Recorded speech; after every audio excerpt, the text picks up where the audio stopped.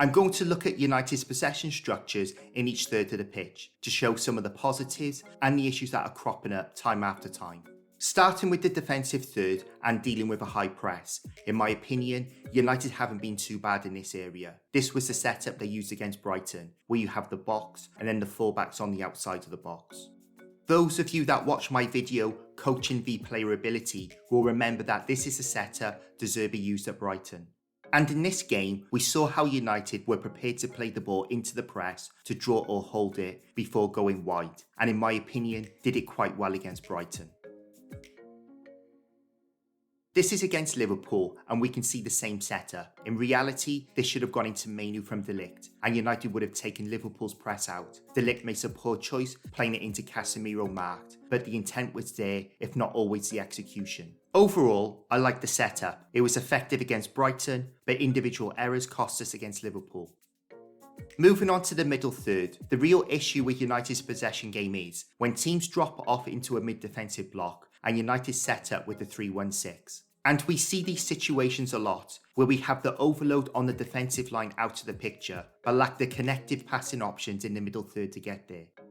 These are the type of situations where United could do better. As the ball goes out to Martinez, we see Dalot continue to move away from the ball.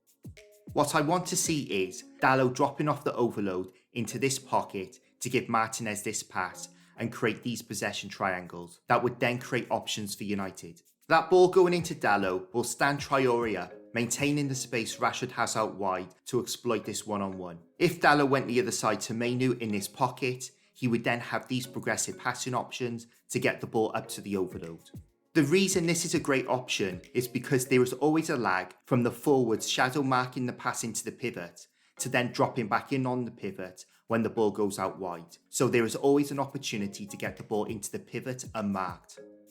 Talking about Dalot doing this is specific to this example, but the general principle is players at the right time dropping off the overload into midfield to create more passing connections. In this example, without that, the ball predictably goes wide into Fulham's sideline press. Talking about players dropping off, this was happening a lot in pre-season, with Ahmad dropping deep and Wan-Bissaka making third-man runs off him. Ahmad, who has good press resistance and is very good with his back to goal, is capable of accepting and protecting the ball under pressure in the middle third, and that drop-off was the trigger for Wan-Bissaka to make a run into the space vacated. And I know the keyboard analysts will be saying that nothing came from these examples, but that interchange of positions was creating passing connections, space, and putting pressure on the opposition's defensive structure. With it being pre-season, Ahmad maybe was playing percentages to stay in the running for a place in the squad.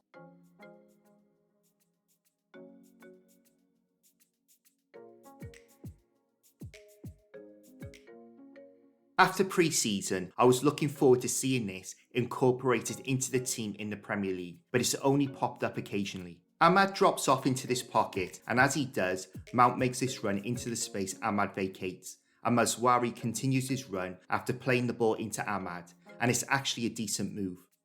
But this is typical of Ten Hag's patterns. Having got goal side of Fulham's midfield and created this space, we don't have runners attacking it to give Mount the next pass, and we end up losing the ball. It's half a script, and this is why people question if Ten Hag has genuine patterns to play, or is it a basic setup which then relies on individual ability and decision making.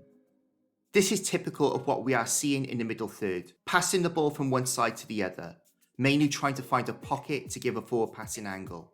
Often there's no entry, so we go back across to the other side, which leads to the predictable pass out wide to Dalot. Moving on to the final third, and as we saw from the middle third analysis, a lot of United's attacks get filtered down the flanks, despite the overload Ten Hag employs on the defensive line. As Dalot is about to put the cross in, we have 2 players in the box to Liverpool 7. This is against Fulham, and Dalot gets the ball out of his feet, and this is a good crossing opportunity. But Mount is the only player looking to get into the box, but then we have 4 players crowded around the ball. This picture lacks any semblance of organisation. It's a bunch of players going where they want, doing what they want.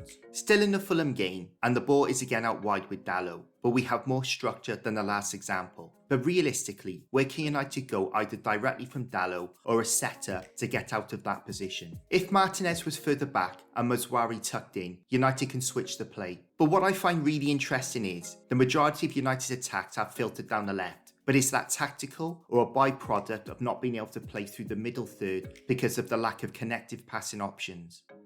In this last example against Liverpool, Mazraoui has sight of the overload and plays the ball into Xerxes. But as the ball goes in, all we got is United forwards standing on Liverpool defenders man for man on the back line. For example, Fernandes could have made this third man run to give Xerxes this passing option, but it's all very static and easy to defend. But what Ten Hag cannot control is poor play.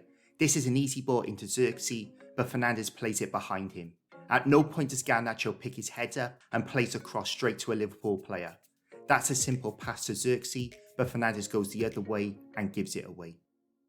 The devil's verdict is, it's not the case that Ten Hag doesn't have any patterns of play. Although I felt he should have been sacked before the cup final, let alone in the summer, I have always shown the patterns he has employed and defended him against the mainstream who have said otherwise. I haven't always said that they are good, but I have highlighted them. But his tactics lack depth and the intricacy to compete at the highest level. 2 of our first 3 games have been against clubs with new managers. That should have been a massive advantage for us. But in my opinion, both sides had a better identity than us. And in the case of Liverpool, they played us off the park. My arguments for Ten Hag to go were based purely on the ineptitude of the team's performances, which ultimately fall on the manager. A fraction of the Ten Hag Remainers dragged the conversation into the gutter, didn't come up with any credible arguments to justify him staying in the job, and just screamed and stamped their feet for what they wanted. Well, they got it, and they have been the first to stick the boot in.